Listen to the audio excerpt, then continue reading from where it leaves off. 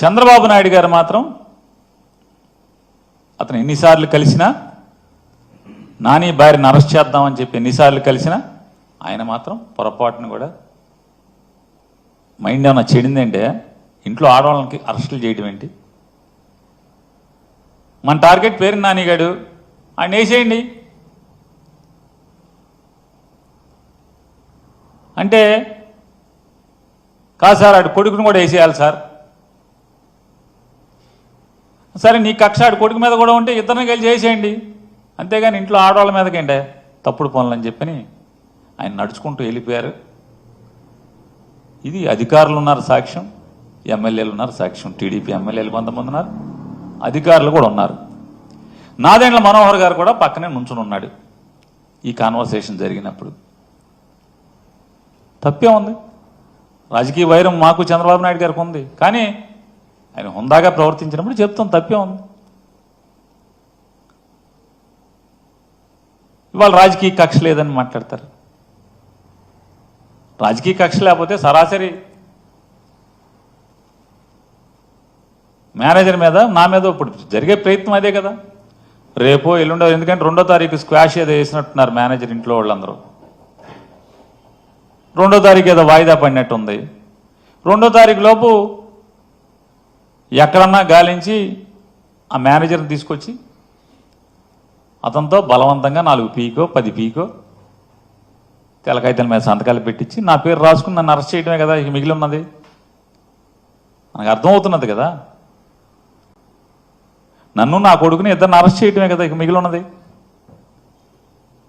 కానీ ఇంట్లో ఆడవాళ్ళ జోలికి వెళ్తాం ఎంతవరకు అని అడుగుతున్నాను నేను అబద్ధం చెప్పాల్సినటువంటి పని లేదు. ఇది 100%, 100కి 100% జరిగింది.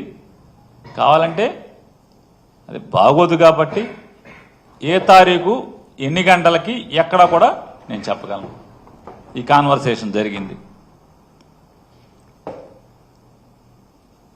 చంద్రబాబు నాయుడు గారు ఆడవాళ్ళని అరెస్ట్ చేయడం అంటే ఇంట్లో ఆడవాళ్ళని అరెస్ట్ చేస్తారేంటి? బుద్ధి లేదా అని తిట్టినా కూడా బెయిల్ రాకుండా విపరీతమైన డిలే ప్రయత్నం చేస్తూనే వచ్చారు. 13వ తారీఖున బెయిల్ పిటిషన్ మూవ్ చేస్తే ఉద్దేశపూర్వకంగా పీపీల్ని మార్చి పీపీల్ని సెలవులు పెట్టించి 27వ తారీఖు వరకు అది కూడా బలవంతంగా జడ్జి గారు నేను ఎట్టి పరిస్థితుల్లో వాయిదా ఇవ్వను, ఇవాళ చేసేస్తాను అని చెప్పిన తర్వాత 27వ తారీఖు చేయాల్సిన పరిస్థితి వచ్చింది. అలాగే 10వ తారీఖున ఎఫ్ఐఆర్ అయితే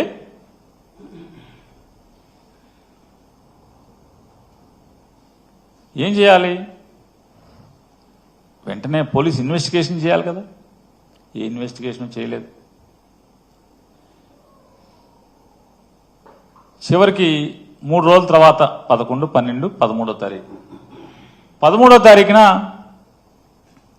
రాజకీయ ఒత్తిడి మేరకు వెళ్ళి మేము తాళాలు ఇస్తామని చెప్పని మా అడ్వకేట్లు చెప్తున్నా సరే బలవంతంగా తాళాలు బ్రేక్ చేసి దాంట్లో ఉన్నటువంటి సరుకుని అగ్రిమెంట్ ప్రకారం అదంతా కూడా జాయింట్ లైబిలిటీ. సివిల్ సప్లైస్ ఏదైతే ఆ గోడౌన్లో దాచినటువంటి ప్రతి బస్తా జాయింట్ లైబిలిటీ. సివిల్ సప్లైస్ అధికారులు, గోడౌన్ యాజమాన్యం ఇద్దరు జాయింట్ లైబిలిటీ. జాయింట్ లైబిలిటీ అన్నా సరే, తాళాలు మేము ఇస్తాము తీస్తామన్నా సరే తాళాలని బ్రేక్ చేసి ఏంటయ్యా అంటే ఆ తాళాలు బ్రేక్ చేయటం వెనక ఉద్దేశం ఏంటంటే వెంటనే లీగల్ టీం వెళ్ళారు, మొత్తం ఆశాంతం వీడియోలు తీస్తున్నారు. తాళాలు ఇస్తామన్నా సరే తాళాలు బ్రేక్ చేశారు. వెంటనే ఆ ప్లేడర్లని తరిమి కొట్టడానికి శత విధాల ప్రయత్నం చేశారు. పాపం స్వామి భక్తి పారాయణుడైనటువంటి ఇన్వెస్టిగేషన్ ఆఫీసర్ గారు, సర్కిల్ ఇన్స్పెక్టర్ గారు ఎంత బెదిరించినా అదిరిచ్చినా ప్లేడర్లు మాత్రం మా పని మేము చేస్తాం, నీవు ఇష్టారాజ్యంగా చట్టవిరుద్ధంగా అగ్రిమెంట్కి విరుద్ధంగా మీరు తాళాలు బ్రేక్ చేస్తారు కాబట్టి స్టాక్ మాకు ఇక్కడ ఏం చేస్తావో అని మాకు భయంగా ఉందని చెప్పని నీ దురుద్దేశం నువ్వు పొలిటికల్ ఒత్తిడి, ఎందుకంటే మాట మాటికి ఫోన్ వస్తుంది, పక్కెళ్ళి మాట్లాడుతున్నాడు, ఫోన్ వస్తుంది, పక్కెళ్ళి మాట్లాడుతున్నాడు, అసహనం భరించలేకపోతున్నాడు.